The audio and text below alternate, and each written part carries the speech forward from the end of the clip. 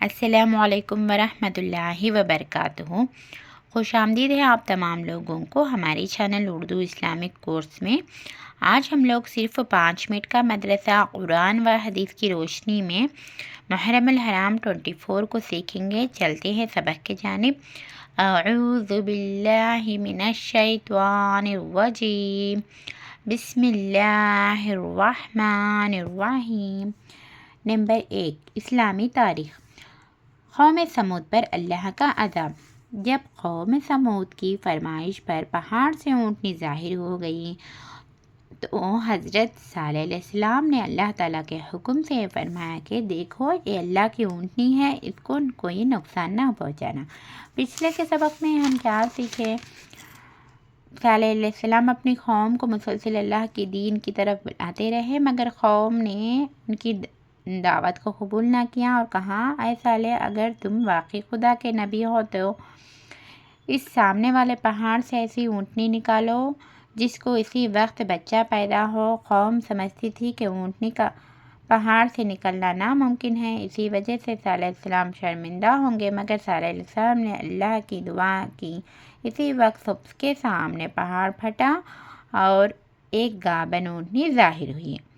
یہ پچھلے سبق میں ہم نے سیکھے نا، تو کیا ہے، جب قوم سمود کی فرمائش پر پہاڑ سے اونٹنی ظاہر ہو گئی تو حضرت صالح علیہ السلام نے اللہ تعالیٰ کے حکم سے فرمایا کہ دیکھو یہ اللہ کی اونٹنی ہے، اس کو کوئی نقصان نہ پہنچانا ورنہ تم پر سخت عذاب آ جائے گا۔ مگر ضدی قوم نے دھوکے سے اس اونٹنی کو مار دیا۔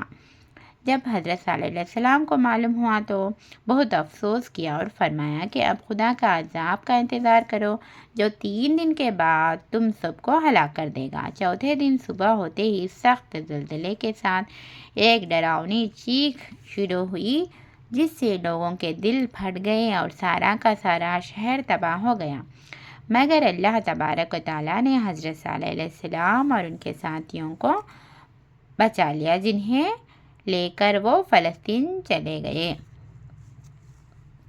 نمبر 2، اللہ کی قدرت، لقمے کی حفاظت۔ اگر ہم کو کچھ کھانا ہوتا ہے، اس کو ہم اپنے ہاتھوں کے ذریعے اٹھاتے ہیں، انگلیوں کو چھونے سے احساس ہو جاتا ہے کہ کھانا گرم ہے یا ٹھنڈا، پھر لقمہ منہ کی طرف لے جاتے وقت آنکھیں دیکھ لیتی ہے کہ کھانے میں کچھ خرابی ہے یا نہیں، اور آگے آتا ہے تو ناک سے سونگھ لیتے ہیں کہ کھانے میں بدبو تو نہیں آ رہی، اور پھر جیسے ہی وہ منہ میں رکھتا ہے تو زبان اس کا ذائقہ بتا دیتی ہے اور اس کے ٹھنڈے اور گرم ہونے کا احساس کرا دیتی ہے۔ اتنی حفاظت سے گزر کر ایک صاف لقمہ ہمارے پیٹ میں آ جاتا ہے۔ اللہ تعالیٰ نے ہماری حفاظت کا کیسے انتظام فرمایا ہے۔ نمبر 3، ایک فرض کے بارے میں۔ پردہ کرنا فرض ہے۔ اللہ تعالیٰ نے کچھ چیزیں جس طرح مردوں پر فرض کی ہیں عورتوں پر بھی فرض کی ہے۔ عورتوں کے فرائض میں سے پردہ کرنا بھی ہے۔ اللہ تعالیٰ قرآن میں فرماتا ہے، تم اپنے گھروں میں رہا کرو، اسلام سے پہلے کی طرح بے پردگی نہ کرو۔ اسلام کے پہلے کے لوگ جاہلانہ زندگی گزارتے تھے، بے پردگی کی زندگی گزارتے تھے۔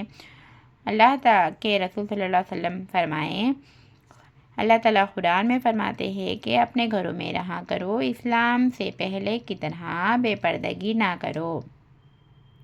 پردہ کرنا اسلام میں فرض ہے، عورتوں پر فرض ہے۔ ہم لوگ 3 احادیث سیکھ چکے۔ محرم الحرام 24 صرف 5 منٹ کا مدرسہ۔ آپ لوگ ہمارے چینل میں نئے ہیں، اردو اسلامک کورس کو سبسکرائب نہیں کر لیے تو پلیز سبسکرائب کر لیجئے، لائک اور شیئر کرنا نہ بھولیے۔ السلام علیکم ورحمۃ اللہ وبرکاتہ۔ اللہ حافظ۔